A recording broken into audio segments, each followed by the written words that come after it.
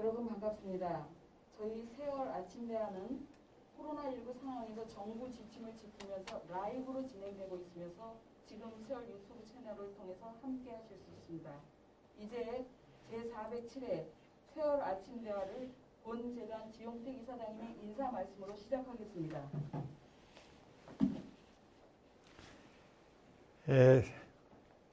우리 회원 여러분들을 유튜브를 통해서 이렇게 뵙게 돼서 감격스럽기도 하고 조심스럽기도 합니다. 또 우리 직원들이 스스로 이것을 해야겠다고 마음을 먹고 학원도 나가고 또 누구한테 지도도 받고 해서 시작하는 거라 아마추어들이 하기 때문에 여러 가지 부족한 것이 있을 텐데 여러분들이 오늘 보시고 좋은 충고 있으시길 바랍니다.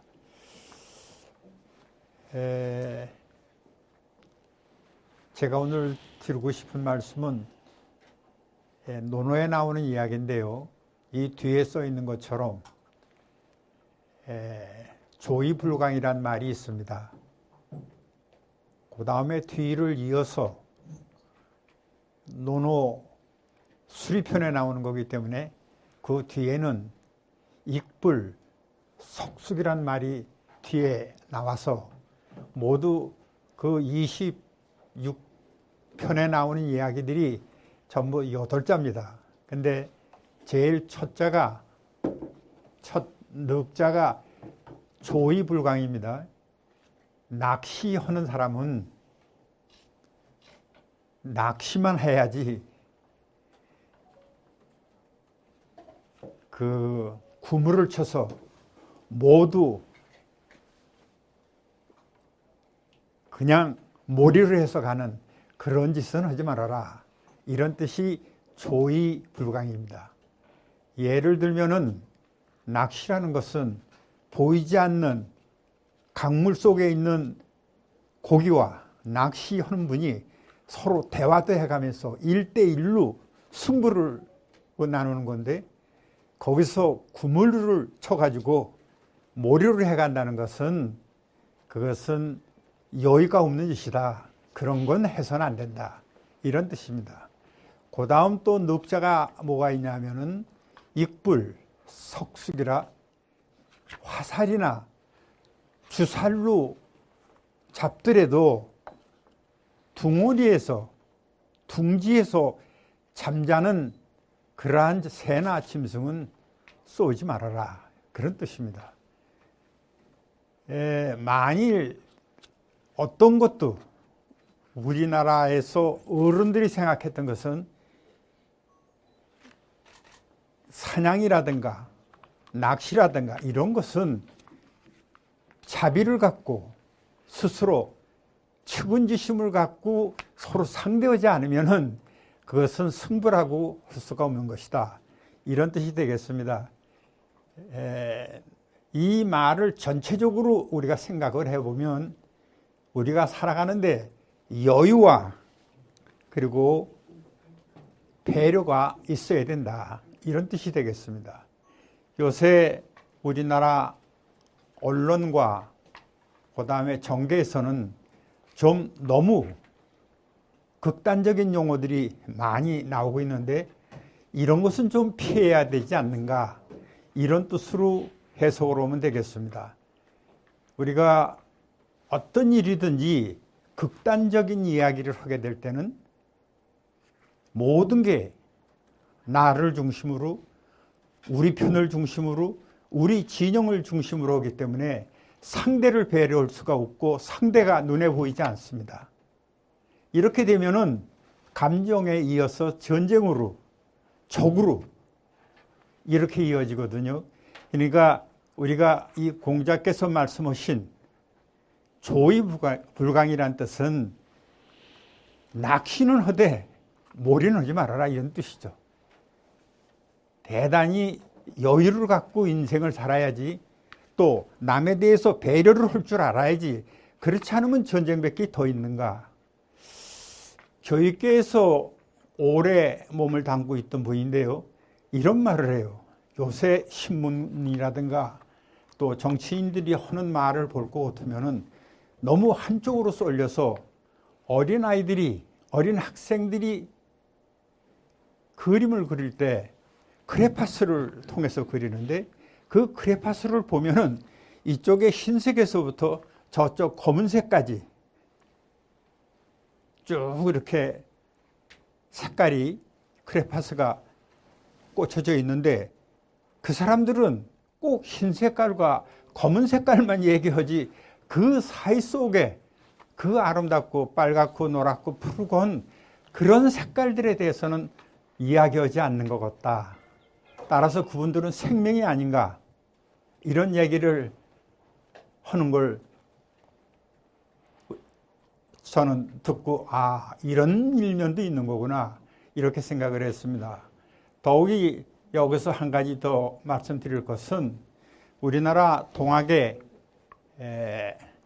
창시한 최재우 선생이 이런 말씀을 했습니다. 인내천이라고 하늘이 사람이 하늘이라고 그 다음에 제2교주이고 그분의 제자인 최시영 선생은 사인 여천이라 사람 모시는 것을 사람을 대하는 것을 하늘처럼 해라. 아마 동서양의 어느 철학도 사람을 하늘로 표현한 것은 우리 동학이 처음일 거로 생각을 하는데 상대를 사람을 하늘로 생각할 때 좀 극단적인 그러한 용어들은 피해야 되고 그런 생각은 우리가 갖지 않을 수 있지 않은가 이런 생각을 합니다. 끝으로 한 가지 더 드릴 말씀은 우리가 하루하루 살아가는데 서로 상대의 어려움을 상대의 입장을 생각하면서 살지 않으면 언제든지 나만을 우리 편을 이렇게 생각하게 되면 우리가 한쪽으로 몰리게 되죠. 그와 같이 이 어려운 쪽에서 사는 사람들 우리나라에서 하루에 산재로 인해서 죽는 사람이 하루에 7사람이라고 그럽니다. 그걸 1년으로 얘기를 하면 2,550명 되는데 이러한 일을 명년에는 음력서를 따지면 그 숫자가 줄어드는 그런 사회가 됐으면 얼마나 좋을까. 또 우리가 그런 길로 가야 되는 게 아닌가 이런 생각을 하면서 말씀드립니다. 감사합니다. 오늘 코로나19 시대 한국 의료의 현실과 과제에 대하여 말씀하신 분은 전국지방의료원연합회장이시며 인천의료원 원장으로 계시는 조승년 박사님이십니다. 여러분 환영의 내가 박수 부탁드립니다. 말이 안 돼. 아니. 안녕하십니까. 인천광역시 의료원장 조승현입니다.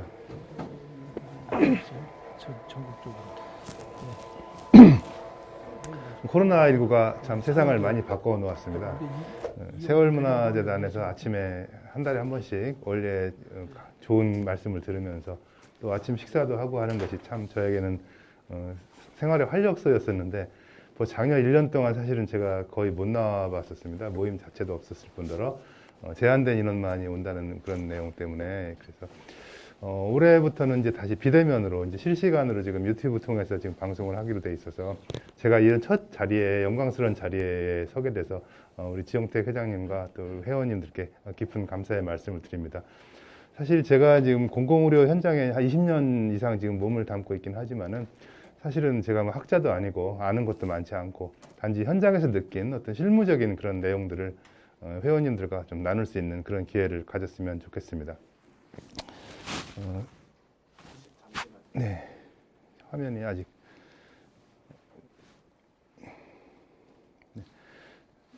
제가 오늘 말씀드린 주제는 지금 코로나19를 맞이해서 이 시대가 요구하는 의료의 미래, 우리나라 한국 의료가 갖고 있는 어떤 문제점들을 파악해 보면서 그것들을 개선해 나갈 수 있는 방향에 대해서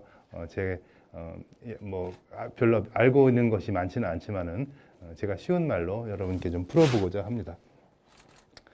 제 양력을 잠깐 소개드리면 이렇습니다. 전 사실은 이제 81년도에 대학을 들어왔고 길병원에서 있었습니다. 인천에서 이제 큰 병원이죠. 그리고 2001년서부터 인천 적십자병원에 근무를 시작하면서부터 제 공공의료 분야에서 이제 활동이 시작돼서 올해 이제 만 20년이 되는 그런 해입니다. 사실 인천에서 제가 의사 자격증을 따고부터 계속 활동을 해왔고, 중간에 성남의료원 그 건립 당시에 약 3년 정도를 가 있었던 걸 제외하면 인천에서 계속 활동을 했습니다. 지금은 현재 전국 35개 지방의료원이 모여있는 전국 지방의료원 연합회라는 회의 회장을 맡고 있습니다. 목차는 다음과 같습니다.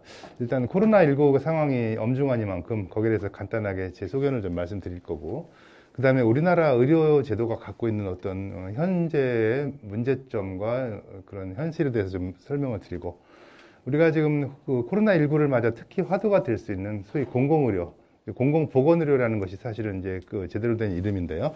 공공보건의료가 어떤 의미를 가지고 있는 것인가? 그럼 그런 기반 하에서 한국의 의료가 앞으로 나아갈 방향은 어떤 모습으로 지금 설계되고 있고 어떻게 나가는 것이 바람직할지에 대해서 제 소견을 말씀 올리도록 하겠습니다. 첫 번째는 코로나19에 관한 겁니다. 세계적 감염병의 역사를 보면은 이미 인류는 사실은 미생물은 지구 탄생과 더불어 거의 가장 먼저 탄생한 생물체이기 때문에 사람은 사실은 현생인류가 나타난 지는 얼마 되지 않았거든요.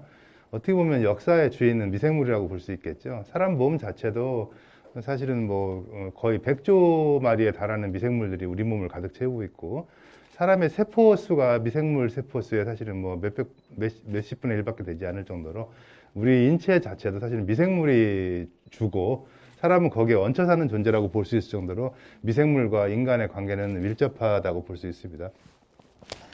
특히 과거여로 보면은 참 엄청나게 많은 사람들이 미생물을 그 감염병에 의해서 희생이 되어 왔는데요.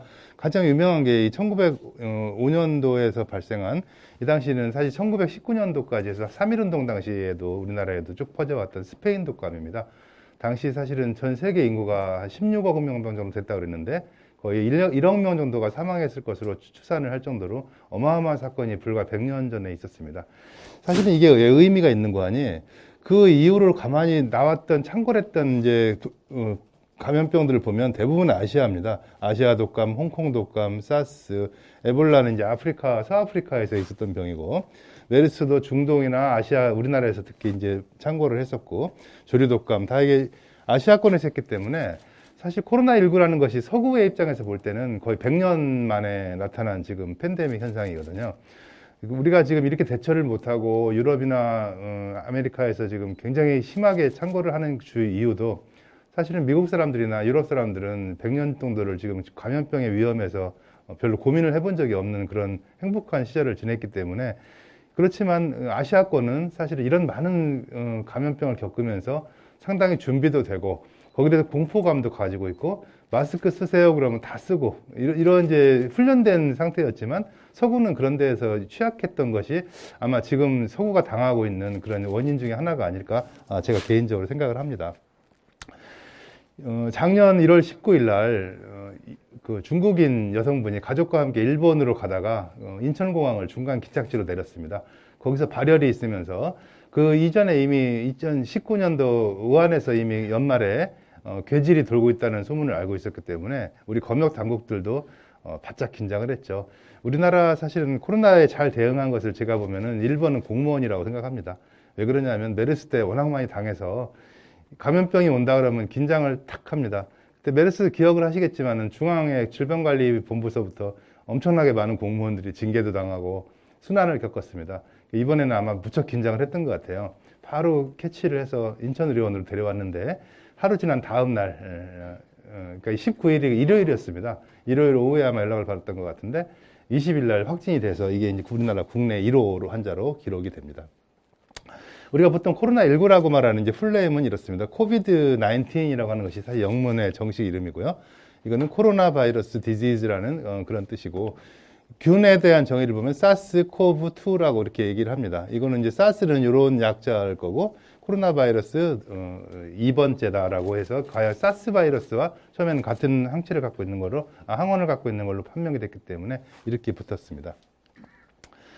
이거는 그 당시, 그러니까 2013년도인가 5년도인가에 그 서아프리카 에볼라 환자, 의심 환자가 인천의료원에 온 적이 있었습니다. 그때 왔던 나이지리아 환자 사진입니다.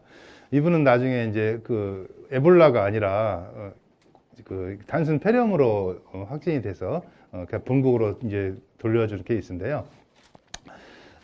잘 나서서 나가면서 아주 즐겁게 직원들과 찍었습니다. 딱 대비되는 게 이번에 우한에서 오신 1호 환자입니다.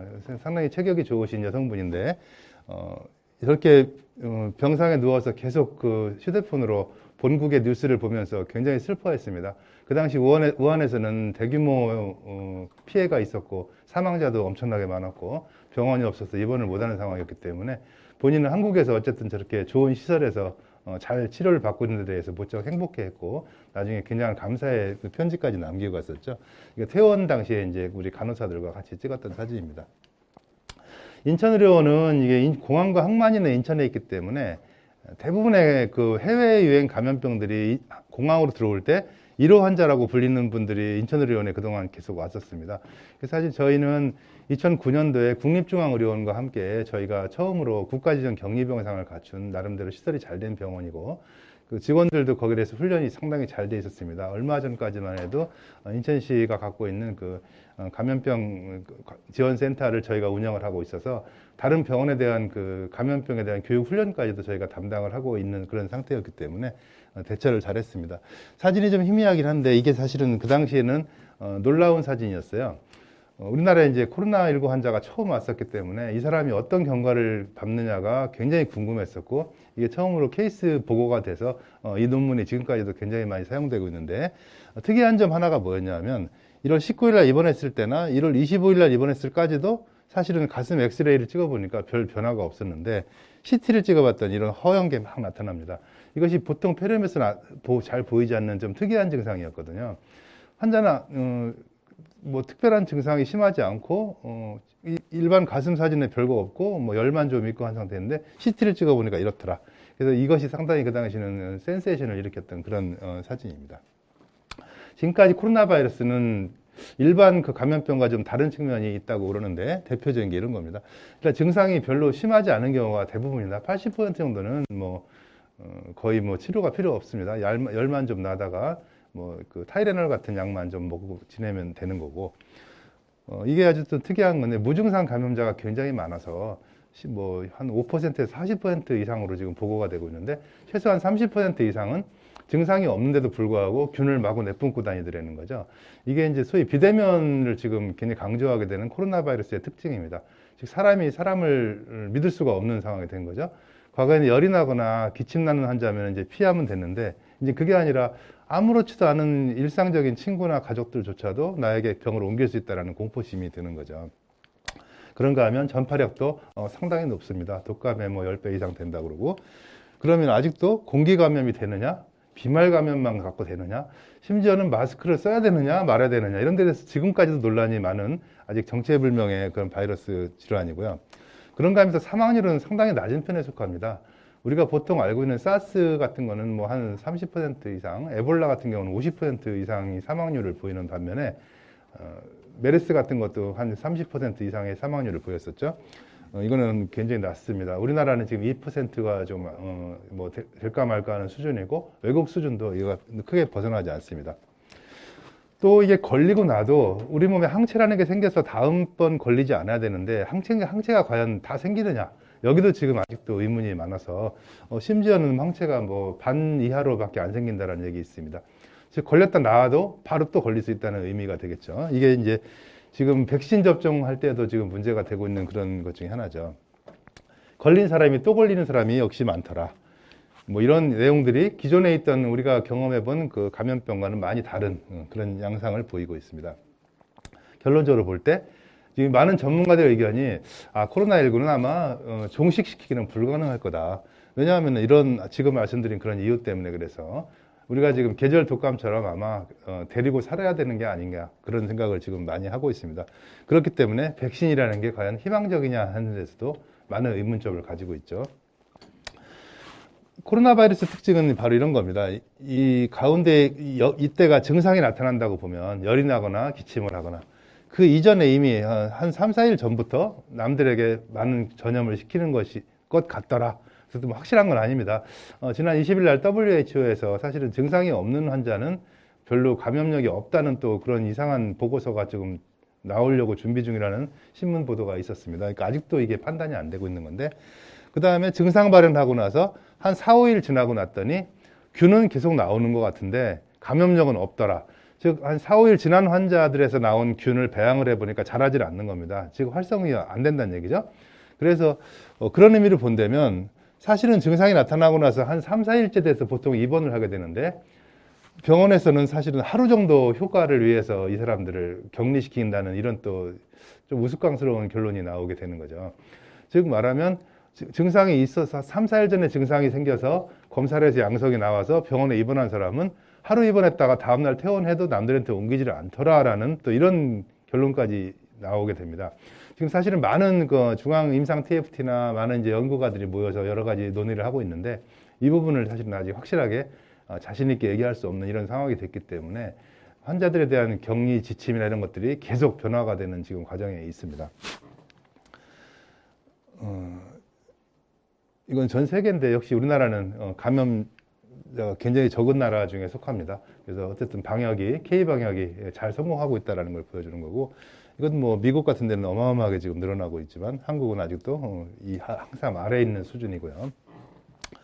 그동안 이제 웨이브가 지금 3차 지금 이제 파동까지 왔다고 하는데, 아마 결국 백신이 효과적으로 국민들에게 면역을 제공하기 전에는 결국은 아마 4차 파동도 곧 오지 않겠는가. 아마 여름 정도가 되지 않을까 지금 판단을 하고 있어서 지금 남아있는 또 한 몇 개월 동안에 그 4차 대유행을 막을 수 있는 준비를 지금 철저히 해야 되겠습니다. 사실 2차 온 다음에 한 3개월 정도 시간이 있었는데 저희나 정부가 준비를 제대로 못했어요. 3차 대유행 때 사실은 많은 좀 사망자도 나왔고 여러 가지 문제가 있었지만 이번에는 아마 잘 정리를 해야 될 것 같습니다. 또 이게 또 모든 질환이 그렇지만은 결국 고연령층의 사망률이 높거든요. 지금 뭐 75세가 넘어가면 거의 20% 정도가 사망한다고 할 정도로 무서운 질환인데, 사실은 50대 밑에 젊은 층에는 뭐 거의 치료도 필요 없을 정도로 아주 경미하게 그냥 지나가는 이런 양상을 또 보이고 있습니다. 결국 코로나 종식이라는 거는 효과적인 치료제가 나온다. 지금 뭐 인천에 있는 우리 기업 셀트리온에서 지금 항체 치료제를 지금 해서 곧 아마 5일날 발표가 날 것 같은데 판매가 될 것 같습니다. 근데 효과적 치료제라는 것이 실제로는 또는 가장 이제 낮은 단계죠. 병이 걸렸을 때 병이 걸리지 않게 하는 게 가장 중요하기 때문에 결국은 백신이 효과적인 백신이 나와서 국민들에게 면역을 전부 선사해 줄 때까지 아마 이 병은 계속 갈 거다. 사실 그거보다 더 중요한 건 자연 면역이겠죠. 이제 시간이 오래 지나다 보면은 국민들 대다수가 항체를 가지게 될 거고, 그러면 좀 더 강력한 억제 효과가 나타날 거고, 사실은 우리가 바이러스랑 싸운다는 거는 제가 보기에는 좀 어불성설이고요. 바이러스께서 독성을 약화시키면서 사람과 더불어 갈 수 있을 정도로 약화되면 그게 사실은 코로나19의 종식이 될 겁니다.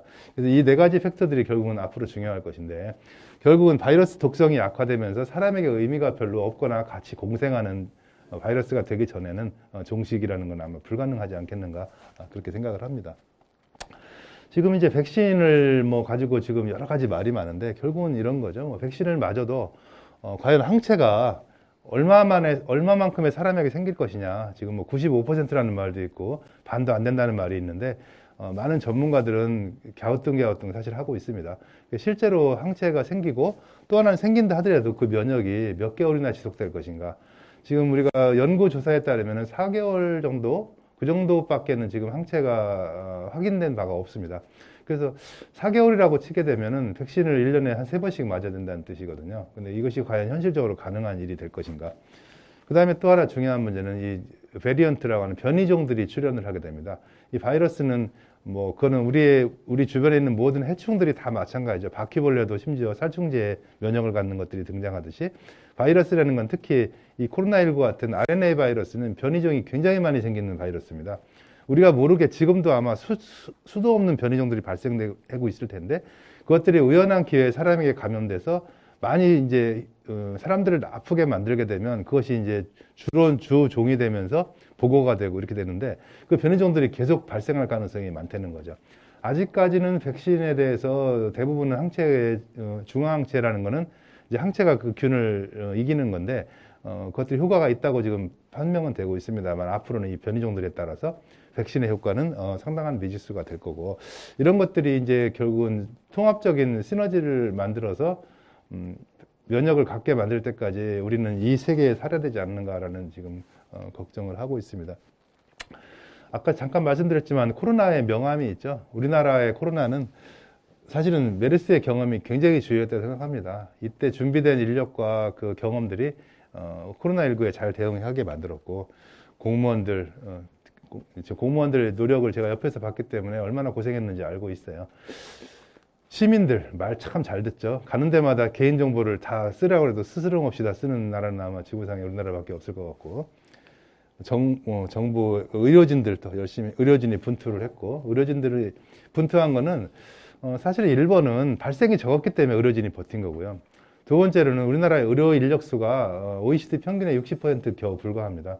그 인력 중에서도 반 정도가 이미 개업을 해 있고 그 개업한 사람의 또 반 정도는 미용 성형 분야에 종사를 하기 때문에 실제로 코로나19라는 전신적인 질환을 볼 수 있는 의사는 소위 이제 의료 선진국들과 비교를 해보면 굉장히 적은 숫자라고밖에 볼 수가 없기 때문에 지금도 의료 인력 부족하다라는 기사나 이런 것들을 굉장히 많이 보셨을 텐데 실제로 현실이 그렇습니다.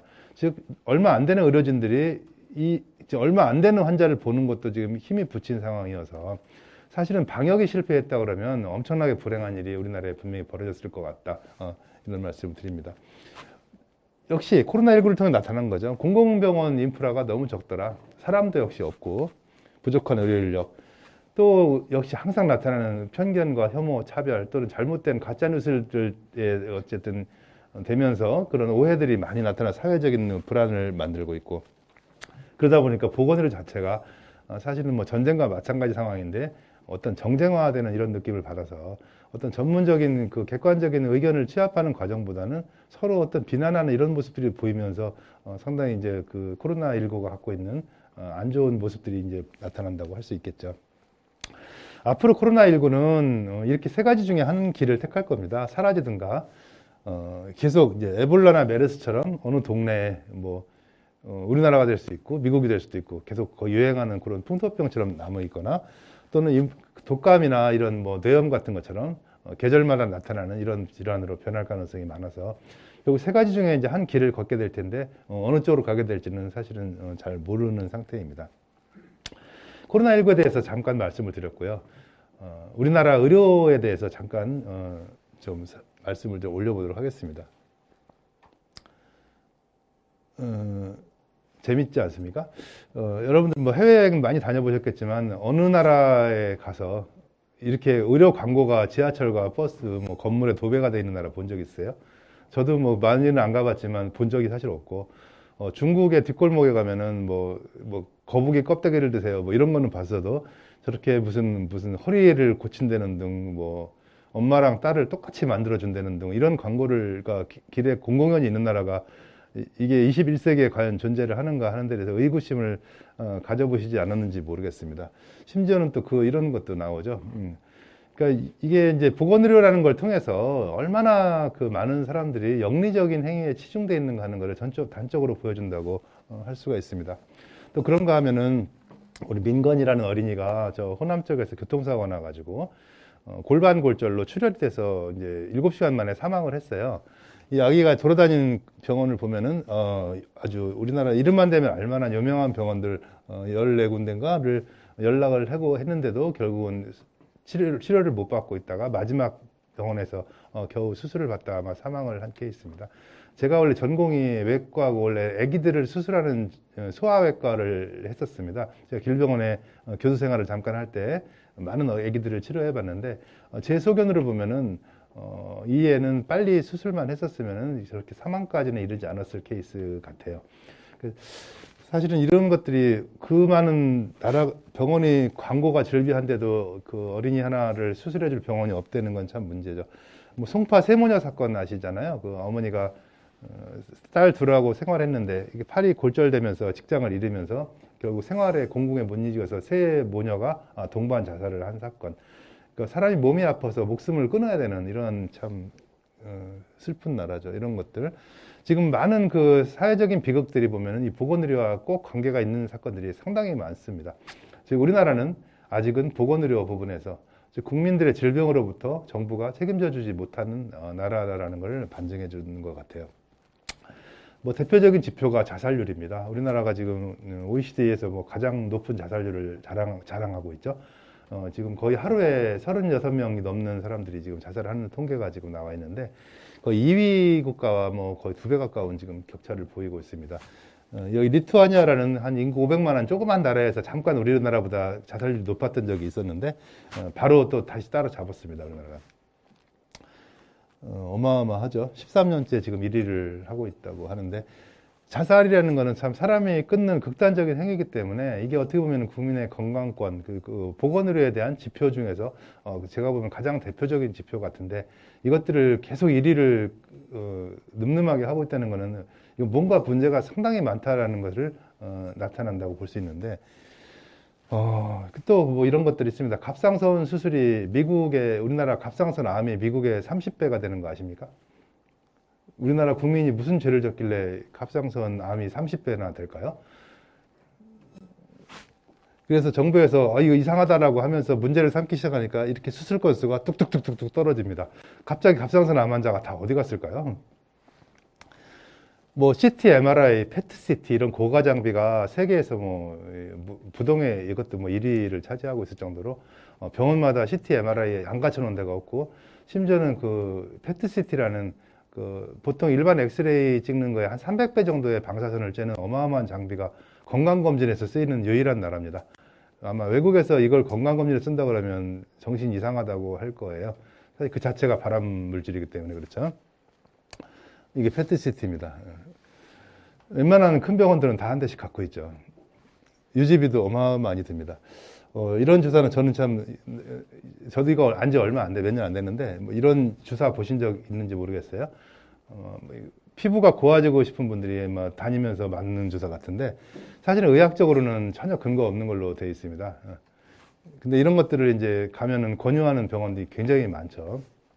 심지어는 청와대에서 그때 그 갖고 있던 약품 목록을 봤더니 그런 약들이 가득 차 있더라라는 참 웃어야 될지 울어야 될지 모르는 이런 근거 없는 의약들이 판치는 나라.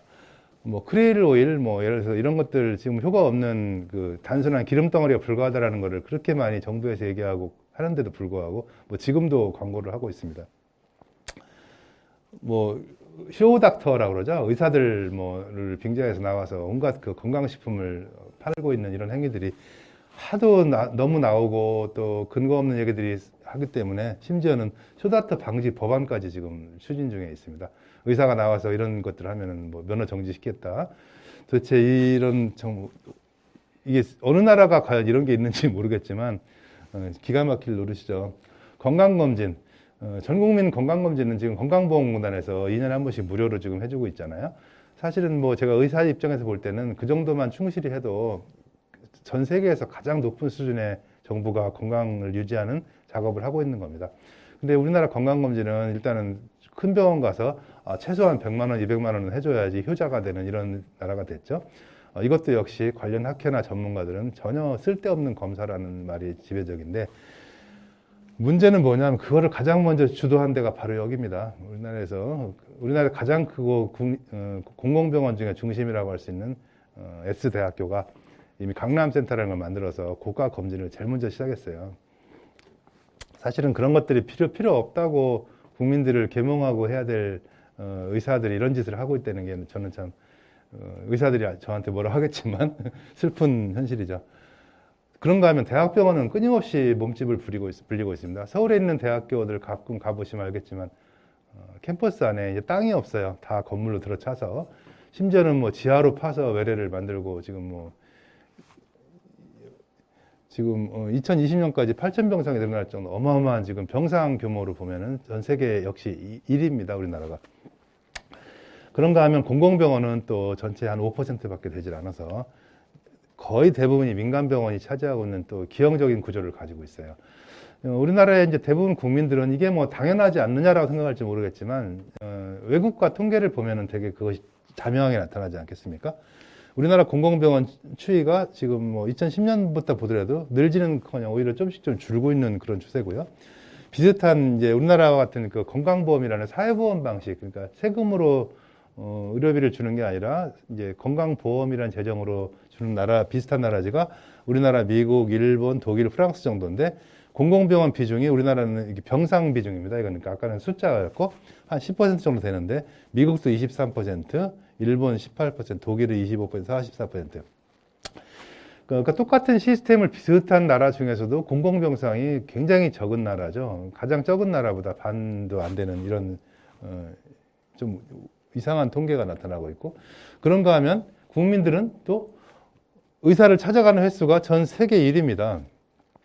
1년에 16.6건을 찾아간다고 돼 있죠. 의사를 만나는 횟수가. 보통 대충 봐도 평균이 보면은 뭐 이 정도, 그죠? 7회 정도, 2배가 넘는 숫자를 병원을 찾아다니고 있어요, 국민들이. 병원에 갔다 하면 입원하는 날짜도 역시 세계 최고입니다. 일본은 이건 요양병원이 워낙 많아서 지금 이런 통계가 나오는 거고요. 나머지 급성기 병원으로 치면 우리나라는 역시 두 번째를 하는 프랑스의 2배가 넘죠. 자, 병상이 무지하게 많고 의사 수는 적고 환자들은 병원을 2배 이상 찾아가고 입원했다 하면 2배 이상 누워있고, 뭔가 좀 이상한 그 통계적인 생각들을 하시게 될 것 같아요. 의사 수 이렇습니다. 한국이 1000명당 2.3명, OECD 평균이 4.3명입니다. 그래서 거의 한 60% 정도밖에 지금 되지 않는 상태고, 진료 제일 많이 받고, 약물도 상당히 많이 먹고, 병상 수는 거의 세계 최고고, 그런가 하면 의료 인력 수를 보면은 이렇게 되어 있습니다. 간호사나 의사 수가 굉장히 적은 4분위에 속하게 되죠. 이리로 가야 좋죠.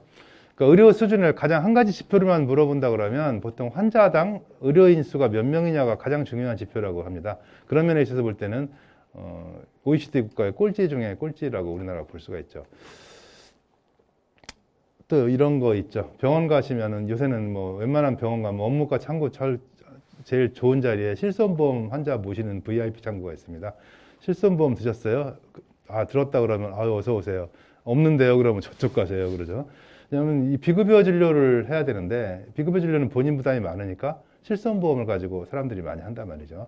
그러니까 실손보험 백내장 같은 것들이 지금 우리나라에 가장 많이 수술하는 건수가 됐는데, 이게 바로 그 비급여 수술과 긴밀한 연관이 있습니다. 갑자기 백내장 환자가 많아진 건 아닐 거고, 어째 이렇게 건수가 갑자기 늘어? 아까 그 갑상선 암과 비슷한 상태가 되겠죠. 그런가 하면은 또 건강보험 보장률이나 경상의료비의 공공재원 비중은 또 세계에서 가장 낮은 나라에 속합니다. 우리나라가 58.9%밖에 되질 않죠. 실손보험 가입 건수는 이렇게 어마어마하게 빠른 속도로 증가되고 있고, 지금 가정마다 실손보험이 평균 뭐 몇 개씩 지금 되는 그런 상황이라고 합니다. 건강보험이라는 거는 그 사업비가 굉장히 낮죠.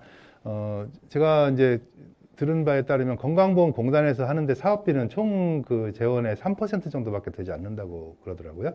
근데 민간 실손보험은 사업비가 최소한 20%에서 30% 정도. 건강보험대가 100을 내면 117을 돌려받는다 그러고, 실손보험은 100을 내면 74밖에 돌려받지 못합니다. 즉, 지금 실손보험의 규모를 보면 우리 국민들이 들고 있는 실손보험을 다 건강보험 재정으로 많이 돌린다고 가정을 해보면 무상 진료가 얼마든지 가능한 정도 수준이라고 지금 하고 있습니다. 그건 도대체 이 건강보험이라는 좋은 제도를, 세계에 자랑하는 제도를 가지고 왜 그거에 벗어나는 실손보험들을 국민들이 이렇게 많이 들고 있는데 그걸 정부가 도대체 제재를 안 하는 거야. 좀 그래서 이상한 생각이 많이 들죠. 이거는 공공지출 비율입니다. 한국은 굉장히 낮은 편에 속하죠. 대부분 70-80% 이상을 공공재원에서 하지만 결국은 한국 사람들은 거의 최소한 30-40%를 내 주머니에서 나간 돈으로 의료비를 내야 된다는 뜻이고, 그 틈을 파고드는 게 바로 실손보험이라는 이상한 형태가 지금 되고 있습니다. 그런데도 불구하고 이렇게 재원일 수도 많고 외래 진료도 많습니다만은 본인이 건강하다고 생각하는 비율은 또 OECD 꼴찌입니다. 이거는 또.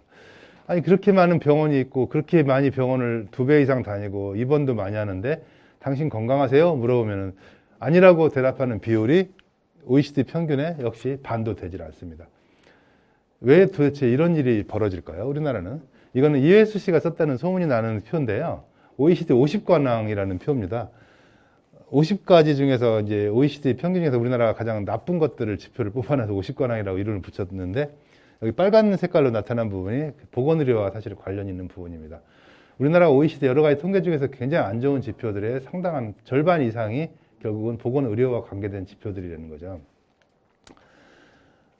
그런가 하면 그러면은 우리나라에서 그러면은 과연 의료비가 얼마나 차지하고 있을까를 따져봤더니, 현재는 OECD 평균에 아직은 조금 못 미치고 있긴 하지만 그 증가 속도가 어마어마하게 빠릅니다.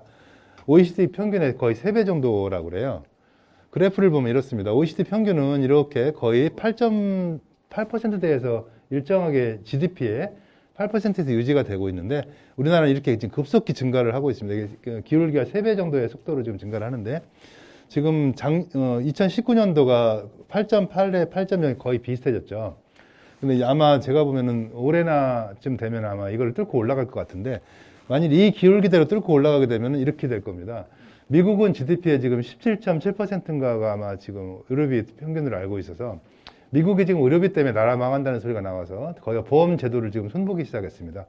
그래서 지금같이 행위별 수가 제도, 뭔가를 할 때 돈을 주는 제도를 없애고 총액계약제 형식으로 지금 바뀌려고 하는 게 미국의 트렌드예요.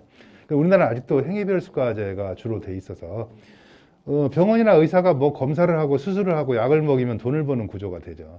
그러다 보니까 환자들이 오면은 어떻게 해서라도 수익을 올리려고 하는 속성을 가지게 되는 이런 것들을 이제 고쳐야 된다는 의미인데, 제가 보는 이제 이따 결론적으로도 말씀을 드리겠지만은 공공의료를 강화시켜야 되는 가장 큰 이유가 바로 이 보건의료비입니다. 지금 같은 시장에 맡겨놓은 시스템을 유지해 갖고는 아마 보건의료비 자체를 우리나라가 감당할 수 없을 정도가 아마 곧 될 거다라는 것이 절박한 문제가 될 것 같아요. 이 의료 인력은 60%밖에 안 되는데 의료비는 거의 OECD 평균이다. 그러면 도대체 이게 어떻게 되는 걸까요? 과연 의사들이 주장하는 것처럼 못 사는 나라일까요? 의사들이? 그렇지는 않은 것 같죠. 환자들이 느끼는 고통입니다.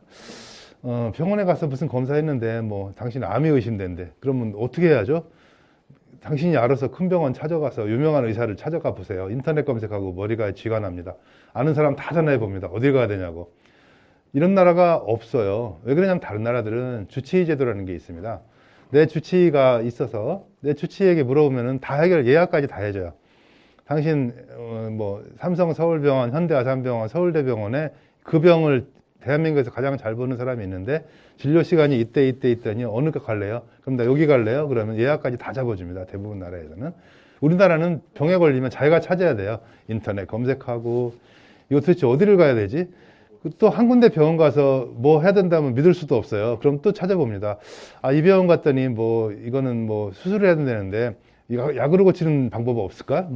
또 뭐 온갖 군데. 이게 우리나라의 환자들이 느끼는 가장 큰 고통이죠. 뭐 값싼 건 좋은데 한 30초 얘기하고 가라고 그러고 그 다음에 어떻게 해야 되죠? 당신이 알아서 하라고 그러고 이게 도대체 믿을 수 있는 의료 시스템이냐? 그런가 하면 우리 이제 의사들은 뭐라고 또 얘기를 하는 거 하니 이렇게 얘기를 합니다. 수가가 낮다고 맨날 그럽니다. 뭐가 수가가 낮긴 낮습니다. 뭐 내시경 하나에도 몇만 원밖에 안 되지만 미국은 뭐 100만 원, 200만 원씩 하거든요. 그러니까 수가가 낮다고 그래요. 그리고 나는 뭐 연금도 없어. 벌 때 많이 벌어놔야지 된다. 그래서 이제 물 들어왔을 때 노를 젓자라는 마인드들이 많이 있고요. 인술은 뭐 그거는 이제 배가 불러야 되는 거지. 지금 내가 무슨 좀 이따 하자 인술은. 의사가 공공재라고 그랬다고 난리가 났죠. 의과대학 다닐 때도 돈 대준 적 없으면서 웬 공공재냐 뭐 이렇게 이제 생각을 하는 어떻게 보면은 이런 환자들의 고통과 의사들의 불만들이 뭔가 조화를 이루지 못하는 이런 상태들이 상당히 진행되고 있는 상태죠. 아까 그 조의불강이라고 우리 지향 회장님께서 말씀해 제가 말하는 게 좀 그런 면이 있을지 모르겠지만 참작을 하고 들어주시기 바라겠습니다. 왜냐하면 사실 이제 문제점을 지적하려고 보니까 좀 더 극단적인 표현이나 이제 집단을 이렇게 매도하는 듯한 이런 표현을 하는 거지만 내용은 그런 것이 아니고 사실 우리 문제를 우리가 본질적으로 알아야 대책이 나오겠다라는 그런 의미로 말씀드리는 거라는 걸 이해해 주셨으면 좋겠습니다. 그럼 세 번째 주제인 한국의 공공보건의료에 대해 잠깐 말씀을 드리도록 하겠습니다. 공공의료가 뭐냐? 우리나라 코로나19 상황에서 지금 전체 코로나 환자의 80%를 공공병원들이 치료를 했습니다. 근데 그 공공병원 숫자가 보면 전체 병원의 5%, 병상 수를 봐도 10% 정도밖에 되질 않습니다. 즉 10%도 안 되는 의료 자원이 전체 코로나의 80%를 보느라고 굉장한 소진을 했고 지금도 쉽게 말해 헐떡헐떡거리고 있는 상태거든요. 그런가 하면 공공병원들의 대부분은 300병상 이하의 아주 작은 병원들이기 때문에 거꾸로 얘기하면 코로나19 중에 중증 환자들은 공공병원이 아니라 사실은 시설을 잘 갖춘 대학병원 수준의 병원에 갔었어야 되는데 그런 사람들이 대학병원에 갈 수가 없었던 거는 대학병원이 문을 열어준 적이 지금 얼마 되질 않아요. 그렇다면은 이게 여러 가지 지금 문제점을 보여주는 거죠. 보건의료라는 건 이런 거죠. 보건은 건강을 지키는 거고 의료는 병이 났을 때 치료하는 겁니다. 그래서 풀텀으로 얘기하면 보건의료라고 말을 해야 되는 거고 공공보건의료라 하면 이제 어떤 의미를 갖는 것이냐? 공공의료는 참 여러분들이 좀 헷갈려하는 부분입니다. 국민들이 이제 진주의료원 이후로 공공의료라는 말이 많이 나왔는데 사람마다 많이 달라요. 그냥 가난한 사람 치료하는 게 공공의료다라는 아니면 정부가 하는 게 공공의료다. 뭐 이렇게 다양한 개념들이 있지만 사실은 이게 다 이제 코끼리를 자기가 만지는 부위에 따라 해석을 하는 거라고 보고 있고요. 결국 공공의료라는 거는 공공성을 띠는 의료를 말하게 되는데 어떤 개인의 사적인 이익이 아니라 공공체를 위한 이익을 위한 의료를 공공성을 갖는 것을 공공의료라고 말할 수가 있겠죠. 공공성은 이런 데 필요하겠죠. 우리가 뭐 개인이 감당할 수 없는 여러 분야를 정부가 나서서 하는 게 간단하게 말하면 공공이라고 본다면 의료는 왜 공공적이냐면 건강이라는 거는 건강하지 않은 국민들이 있으면 우리 나라가 유지가 될 수 없죠. 보건의료는 국민 그런 건강을 지키는 데 있어 필수적인 서비스라는 거고 또 공공보건의료는 지금 코로나 사태가 되듯이 어떤 외부에서 오는 외부 효과라고 그러죠. 해외 감염병이 막 들어오거나 홍수나 해일 같은 것들이 발생했을 때 개인이 감당할 수 없는 이런 부분 때문에 의료는 공공적인 성격을 가지는 것이 당연히 바람직하고 또 의료 자체가 공공적일수록 국민들의 생활의 건강과 안전이 보장되는 사회가 될 것은 사실은 뭐 당연한 얘기임에도 불구하고 의료가 공공적이어야 된다 그러면 또 거기에 대해서 반대하는 사람들이 그렇게 많더라고요. 그럼 의료라는 거는 가만히 두면은 히포크라테스 선서에 따라서 자동적으로 공공적이 되느냐? 당연히 안 되니까 이런 얘기를 하겠죠. 왜 그러냐면 의사 집단의 지배력이나 정보는 독점을 하고 있기 때문에 환자들이 거기에 대해서 뭔가 반기를 들 만한 내용이 되질 않죠. 또 이게 한 70년대 이후로 중요해진 게 의료 자본의 힘입니다.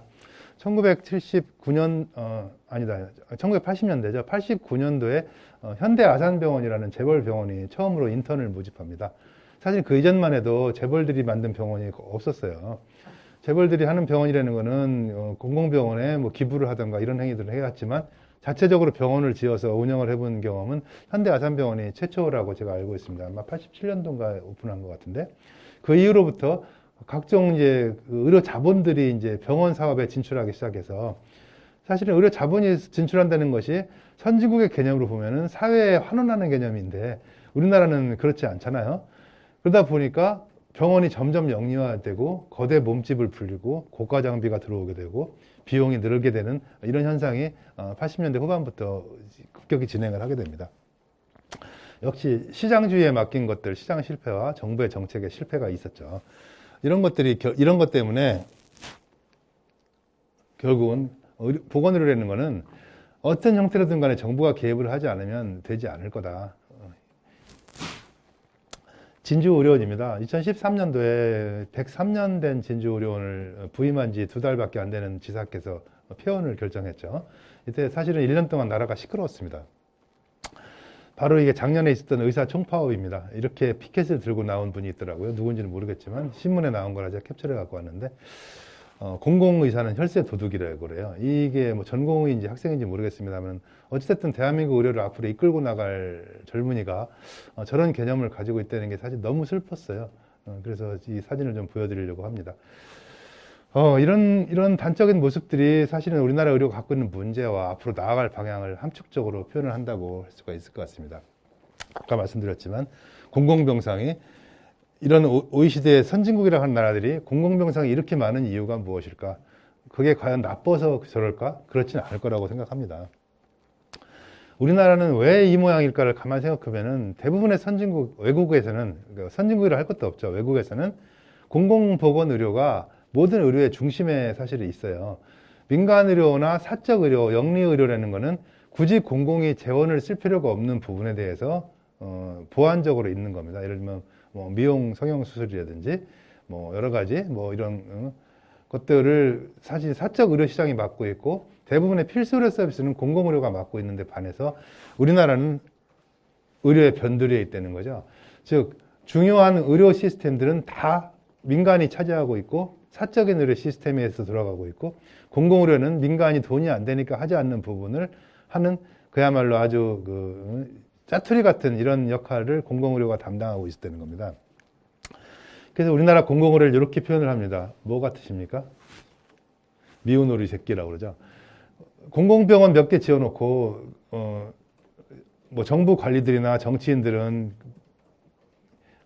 방만한 운영을 하고 뭐 강성 노조의 해방구고 저놈들은 돈 먹는 함하고 아까도 얘기했지만 혈세 도둑이고 국민들은 공공병원 가봐야 시설도 없고 의사들도 몇 명 없고 불친절하고 장비도 후진 것 같고 그러니까 국민들한테도 버림받고 정부한테도 버림받고 중간에 끈 미운 오리 새끼 같은 게 바로 우리나라 공공병원의 현실이다라는 것을 한 것입니다. 우리나라 의료의 문제점이죠. 가장 이제 여러 가지 외국이랑 비교했을 때 사적 영리적 의료가 중심이 돼 있다는 거고 또 의료 이용 체계가 방만합니다. 내 돈 10,000원만 있으면은 어느 병원이든 찾아가서 자기를 봐달라고 요구할 수 있고 10,000원 갖고 이렇게 고급 서비스를 이용할 수 있는 나라가 사실 없습니다. 아주 공짜거나 아니면 엄청난 비용을 지불하는 게 대부분의 외국인에 불과하고 우리나라는 어딜 가나 사실은 10,000원짜리 한 장이면 대부분 되죠. 신자유주의입니다. 즉 정부의 정책 자체가 민간 의료 중심으로 구조가 돼 있어서 공공이 하면 비효율적이다라는 논리가 지배하고 있었죠. 그럼 도대체 우리나라 의료는 왜 이 모양 이 꼴이 됐을까? 지금 우리나라가 지금 개국한 지도 이제 상당히 오래됐는데 불구하고 결국 이런 팩터들이 지금 있다고 합니다. 신자유주의와 일제강점기의 영향 그리고 전국민 건강보험이 갖고 있는 한계죠. 아까 일본 강점기 역사를 보면은 일본은 메이지 신 당시에 19세기 중반에 사실 독일의 의료 시스템을 이 사람들이 들여옵니다.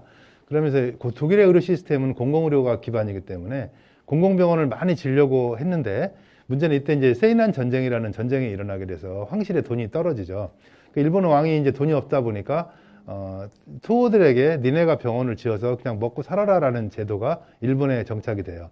일본은 여러 가지로 보면 소금 의무를 빨리 받아들이고 선진국을 길을 빨리 걸은 나라긴 하지만은 사실 의료제도에 있어서는 굉장히 후진적인 역할을 한 게 바로 이런 역사적 배경이 있고 이 우리나라는 하필이면 운이 없게도 그 많은 열강 중에서 일본한테 우리가 식민지 지배를 받다 보니 뭐 다른 사회 분야도 마찬가지겠지만 특히 보건의료 분야는 완전히 그런 민간 중심의 의료 시스템이 고착화되는 그런 계기가 됩니다. 일본에서 당시 와갖고 자예의원이라는 걸 전국에 40군데 정도를 만들어요. 참 놀랍게도 지금 있는 지역 거점 공공병원이 40개밖에 안 됩니다.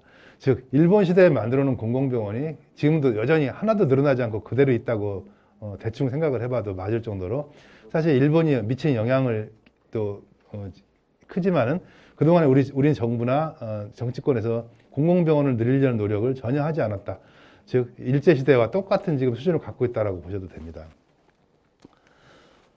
그 다음에 신자유주의입니다. 이제 이런 시장 자유주의와 또 이제 케인스안 같은 그 수정 자본주의가 도입되고 그 다음에 신자유주의가 사실은 득세를 하게 되죠. 한 70년대에서부터 이제 전 세계를 풍미한 신자유주의의 특징은 작은 정부, 공공은 비효율적이다. 뭐 이런 내용들이잖아요. 문제는 우리나라가 근대화 그 고도 산업화 시대가 바로 이 신자유주의와 맞물렸던 시대라는 거죠. 그러다 보니까 정부나 지금까지도 상당한 그 정부 고위 관리들이나 공무원들의 입장은 바로 이 신자유주의에 기초해 있습니다. 공공병원 하나 짓자고 그러면 질색을 합니다. 그거 지어서 돈 먹는 하마 되려고 그러냐. 재정으로는 뭐 4대강은 뭐 몇십 조씩 들어줘도 병원은 절대 안 돼. 왜냐하면 돈 먹는 하마거든요. 이게 이제 그 대처 수상 영국의 레이건노믹스부터 시작해서 쭉 소위 신자유주의를 풍미하던 미국의 서구의 그런 경제 사조 동안에 우리나라도 역시 여러 뭐 진보 정권과 보수 정권이 교대로 들어왔지만 결국은 공공의료에 대한 태도는 여전히 보수적으로 그 신자유주의에 입각한 그런 태도를 가져왔었다는 거죠. 그동안의 정부의 논리는 바로 이런 겁니다. 시장이 만능이고 정부는 작을수록 좋다. 복지는 자녀적이고 선별적으로 시행하는 것이 옳고, 공공은 낭비나 비효율이고 민간은 효율적이고, 의료는 역시 그러니까 민간이 중심이 돼야 되고, 공공은 의료는 민간이 하지 않는 부분만 하는 보조적 역할만 해라. 영리적 의료는 당연하고 공공보다는 효율을 따져야 된다라는 이러한 컨셉을 가지고 사실은 우리나라 보건의료 체계를 주물주물 거려왔던 거죠. 아까 봤던 겁니다. 그럼 건강보험 도입이라는 건 바로 이런 겁니다. 건강보험이 도입돼서 국민들이 굉장히 많은 의료 이용률을 가지고 열심히 진료를 받을 수 있게 되긴 했지만, 실제로는 그런 의료보험을 통해서 국민들이 작은 의료비를 가지고 자기가 병원을 마음대로 다니게 됨으로 해서 지역 의료 체계가 일단 깨지기 시작합니다. 부산에 있는 사람이 KTX 타고 가서 서울에 와 진료를 받아도 차비만 빼면은 부산에서 진료받으나 서울에서 진료받으나 차이가 없어요. 이런 것들이 결국은 뭐냐면 의료 자본을 만들게 됩니다. 즉 서울에다가 백화점을 차려놓으면 지방 환자들이 올라오더라라는 걸 깨달은 거죠. 과거에 건강보험이 도입되기 전에는 지역마다 나름대로 큰 도립병원이나 이런 데서 치료를 받는 것이 굉장히 많았는데, 건강보험이 사실 도입되면서 그 역부작용 중에 하나가 자본이 집적되는 계기를 만들게 되고, 그러다 보니까 자본이 의료시장에 진출을 하게 되고, 자본이 진출하는 순간에 아주 영리적으로 극단적인 영리적 형태를 취할 수밖에 없는 이런 구조를 갖고 온 게 바로 건강보험이 우리나라에 갖고 온 아이러니라고 볼 수가 있겠습니다. 건강보험이 재정이 늘어나서 국민들에게 이제 공공재정이 들어간다는 얘기는 공공재정 비중이 는다는 뜻이죠. 즉 건강보험 재정을 통해서 본인 부담이 많이 줄어들어서 공공비율이 이렇게 올라가긴 하지만 실제로 공공병상의 비중은 거꾸로 내려갑니다. 즉 건강보험인 재정이라는 것이 공공재원이긴 하지만 이것이 공공의료를 늘리는 데 쓰인 게 아니라 실제로는 민간의료를 키우는데 훨씬 많이 이용됐다라는 그런 의미입니다. 그동안의 정부는 이렇게 했죠. 공공병원은 비효율적이고 방만하고 강성노조, 게으른 직원들, 불친절한 병원, 만성 적자고 돈 먹는 하마, 이런 개념이 있었지만 또 하나 중요한 이유 중에 하나가 공공병원이 살기 어려워진 이유, 바로 이런 겁니다. 이 사진을 보시면 여기 뭐가 한 마리 서 있지 않습니까? 이 노루거든요. 이 에스컬레이터가 있는 현대식 건물에 노루가 한 마리 서 있습니다. 좀 재밌지 않으세요? 사람은 하나도 없고 노루만. 이게 바로 충주의료원입니다. 해발 769m의 계명산 중턱에다가 병원을 지어놨어요. 충주의료원도 과거에는 시내 한복판에 있었던 병원입니다. 진주의료원도 마찬가지고 인천의료원도 마찬가지죠. 옛날 보면은 공공병원들이 대부분 인구가 많고 접근이 편리한 중심가에 위치했던 것들을 다 시내 외곽으로 빼기 시작합니다. 어느 순간부터. 즉 공공병원이라는 걸 하나 놓기는 놔야 될 것 같아요. 문 닫게 하자니 부담스럽고. 왜냐하면 가난한 사람도 있으니까. 근데 시내 한복판에 놓기는 절대로 싫은 거예요.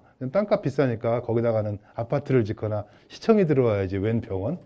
병원은 산꼭대기에 있으면 돼. 특히 공공병원은. 이런 개념이 있었던 거죠. 진주의료원 마찬가지입니다. 옛날에 진주 시내 한복판에 있었던 병원을 여기다 갖다 놓습니다. 그러면서 환자 없다고 문을 닫습니다. 천안의료원 마찬가지입니다. 천안의료원 가보셨겠지만 경부고속도로 바로 옆에 위치해 있습니다.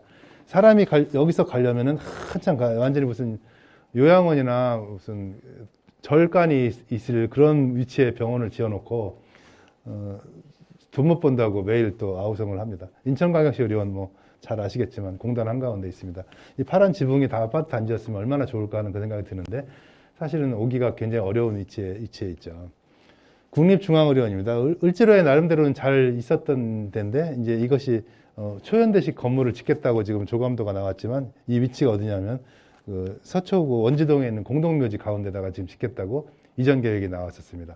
그렇지만 결국은 어쨌든 운인지 불행인지 여기가 잘 안 돼서 현재는 을지로에 여기 미 공병단 부지에다 지금 짓기로 결정이 났는데 이거 결정하기까지도 어마어마하게 오랜 세월이 걸렸습니다. 다행히 전 시장님이 안 좋게 이제 운명하셨지만 그 전에 협약을 해놨어요. 그래서 이 부지를 파는 걸로 돼서 그나마 우리 국립중앙의료원이 요리로 이사가게 결정이 난 게 저는 그나마 참 다행이라고 지금 생각을 하고 있습니다. 자, 이제 시간이 벌써 다 됐지만 그래도 또 우리나라 의료의 미래를 말씀을 안 드릴 수가 없어서 조금 초과를 하더라도 이해해 주기 부탁드리겠습니다. 스티븐 호킹 박사죠. 우주의 기원을 연구해낸 세계적인 석학이고 얼마 전에 운명을 하셨지만 이 부분 인터뷰한 내용이 있습니다. 이분이 대학 시절에 루게릭병이라는 그 척추가 쭉 마비되는 병에 걸려서 평생을 정말로 최첨단 IT의 도움을 받아서 사실 연구 활동을 했고 거의 뭐 눈동자나 얼굴 표정 가지고 의사를 전달하는 이런 시스템을 갖고 있었는데 이분이 인터뷰한 게 이분이 영국 사람입니다. 옥스퍼드 대학인가 거기 있었던 분인데 자기가 영국 같은 공공의료가 발달한 나라에 살지 않았으면 태어나지 않았으면 이렇게 오래 못 살을 거다. 즉 빅뱅이나 이런 우리가 지금 우주과학의 가장 근본적인 그런 해결책을 제시해 준 석학을 아마 우리나라 같았으면 아마 30대 요절을 했을 것 같습니다. 근데 이분을 거의 70이 넘도록 국가가 키워준 게 바로 공공의료의 힘이다라는 얘기를 이분이 했었어요. 우리나라 참 재밌죠. 공공의료에 관한 법률이라는 게 있습니다. 어느 시스템을 가든지 간에 그 근본되는 법률이 있는데 이 법률이 처음 만들어진 게 바로 2000년도에 처음 만들어집니다. 우리나라 정부 수립된 지가 지금 언젠데 2000년도에 처음으로 공공보건의료에 관한 법률이라는 게 생겨요. 그럼 이제 12년도에 이제 그것이 리바이스가 되는데 여기서 바로 공공의료에 관한 정의가 도출됩니다. 이때는 좀 우스운 정의였고요. 바로 이런 겁니다. 지역, 계층, 분야에 관계없는 보편적 의료 이용을 보장하는 것이 공공의료다.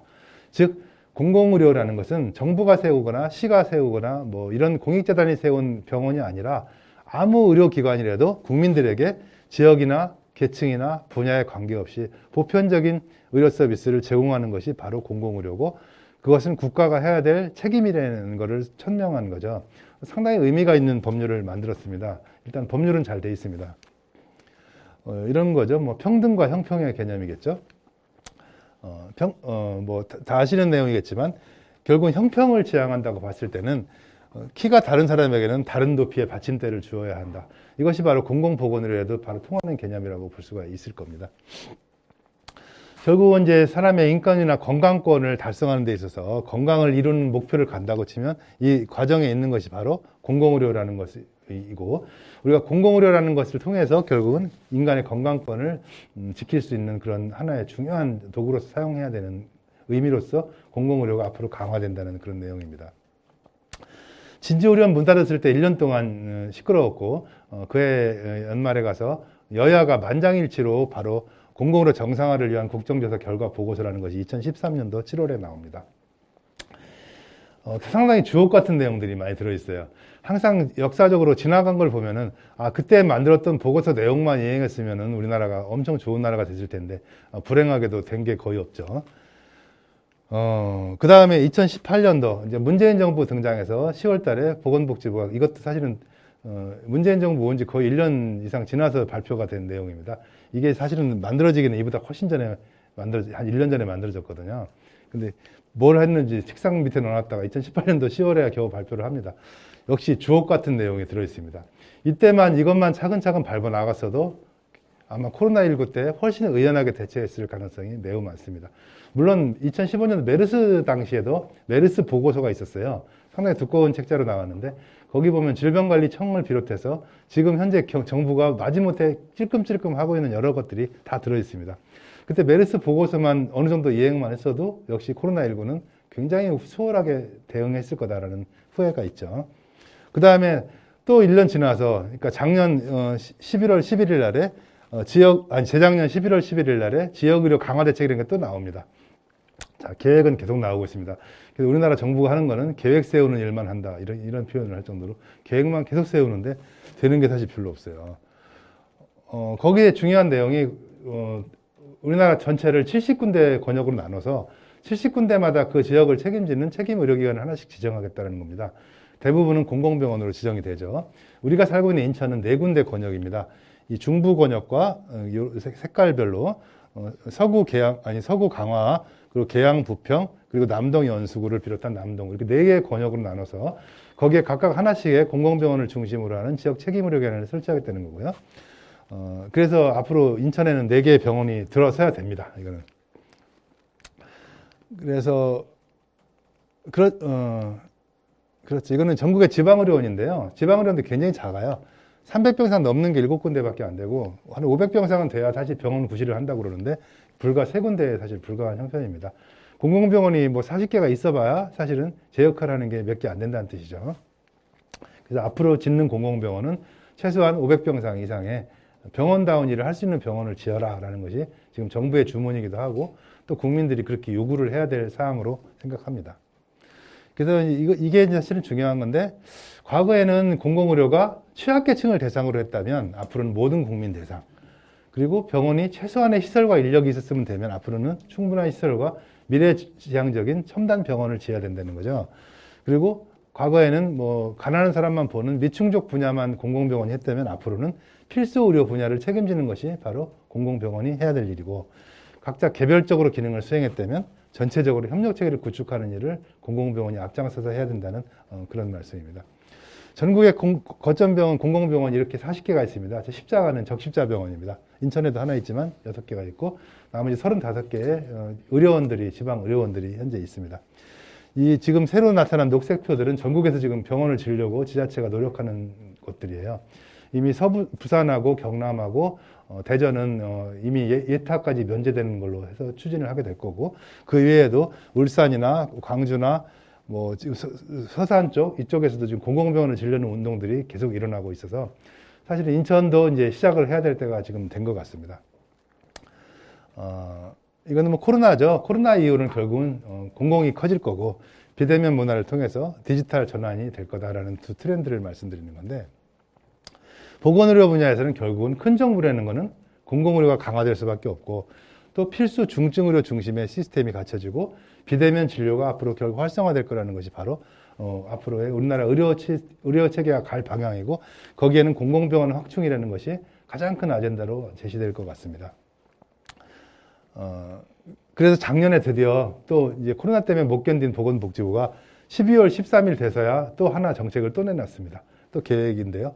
이거는 좀 될 것 같기는 합니다만은 여기에 보면은 병원을 지금 한 20개 정도를 신중축을 하거나 새로 짓겠다고 지금 발표를 했어요.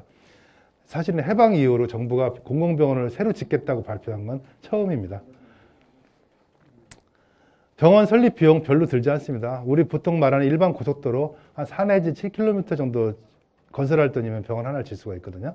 지금 보통 한 1,500억에서 2,000억 정도 든다고 그러는데 사실 우리나라의 그 차 한 대 앞뒤로 보이지 않는 고속도로가 뭐 200km가 아니죠. 사실은 그런 고속도로 하나만 안 짓는다 하더라도 공공병원 몇십 개 질 수 있습니다.